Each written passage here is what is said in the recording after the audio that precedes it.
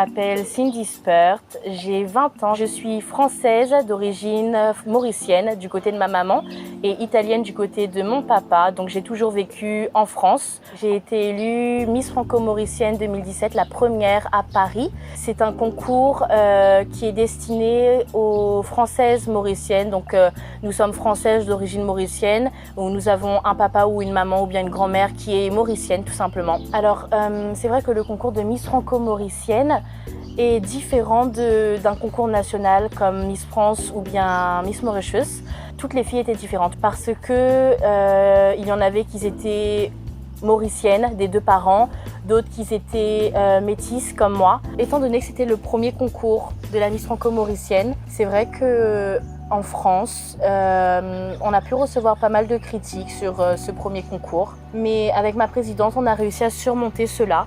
Aujourd'hui, j'ai rendu ma couronne et mon année s'est très bien passée.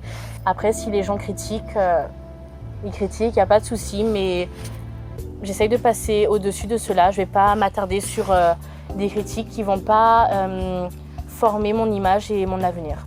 Miss Franco-Maurice 2018 sera la numéro 4.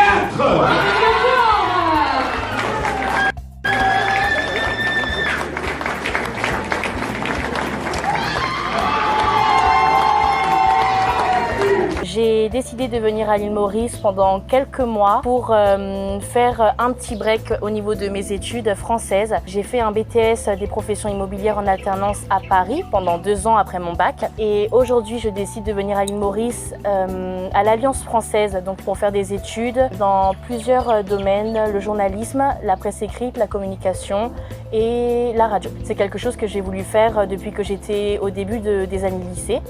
Et lorsque j'ai été en terminale, j'ai pris la décision de faire de l'immobilier. Donc c'était complètement différent du domaine du journalisme. Mais j'aime énormément depuis petite suivre les informations, regarder les reportages, etc.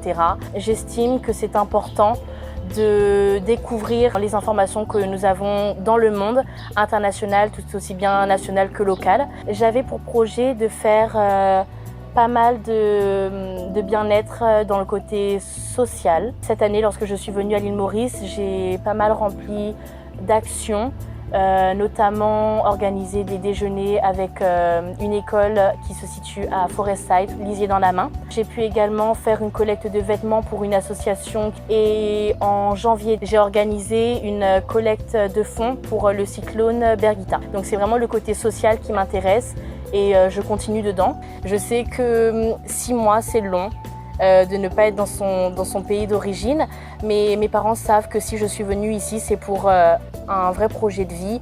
Avec ma maman et ma sœur, on regardait beaucoup les concours de Miss France et Miss Mauritius. Mais après, de vous dire que j'ai toujours rêvé d'être Miss, c'était pas complètement un rêve, mais si l'opportunité se présente devant nous, c'est vrai qu'il faut la saisir. J'avais pas prévu de m'inscrire dans un concours de beauté. J'ai vraiment aimé l'idée du concours de Miss Franco-Mauricienne parce que je suis très attachée à mes valeurs. Je suis née en France, mais ma maman est mauricienne. Je suis toujours venue à l'île Maurice. Chaque année, avec ma maman et ma sœur, on venait à l'île Maurice pour les vacances et notamment pour voir notre famille qui est ici. La relation que j'ai avec Maurice est... Comment vous dire, je la tiens vraiment à cœur parce que j'aime beaucoup l'île Maurice. Je peux venir chaque année et peut-être partir en Europe ou bien à l'étranger une ou 2 semaines, mais venir à l'île Maurice, c'est comme un ressourcement. On a eu une éducation franco-mauricienne. Elle n'a ni été française ni mauricienne, elle a été franco-mauricienne. Et lorsque nous venions à Maurice avec ma sœur, on venait chez notre famille, donc on a beaucoup été... proche de cette familiarisation avec l'île Maurice. Donc aujourd'hui j'ai 20 ans et je suis venue peut-être 18 ou 19 fois. Vraiment chaque année on venait. Donc avec ma sœur on s'est lancé par pur hasard sur ces applications-là.